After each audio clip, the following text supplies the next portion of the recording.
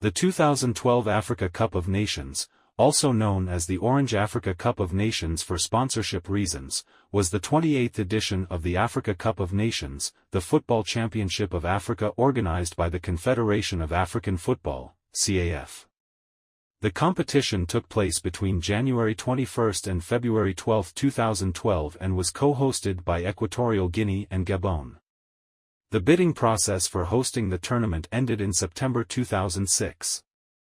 The matches were played in 4 stadiums in 4 host cities, with the final played at the newly built Stade d'Engange in Gabon's largest city, Libreville.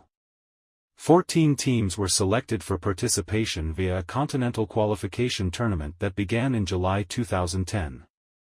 The 2012 edition of the Africa Cup of Nations took place against the backdrop of political turmoil. Libya and Tunisia qualified for the tournament, even as the Arab Spring brought upheaval and regime change to both nations. 1. Traditional African footballing nations such as reigning champions Egypt, also affected by political events, as well as Cameroon, Algeria, Nigeria and South Africa had failed to qualify. Players from third-placed Mali had pleaded for the insurgency in the north of their country to end. In the first round of the tournament finals, the teams competed in round-robin groups of 4 teams for points, with the top 2 teams in each group proceeding. These 8 teams advanced to the knockout stage, where 3 rounds of play decided which teams would participate in the final. Both host nations, Equatorial Guinea and Gabon, were eliminated from the competition at the quarter-final stage.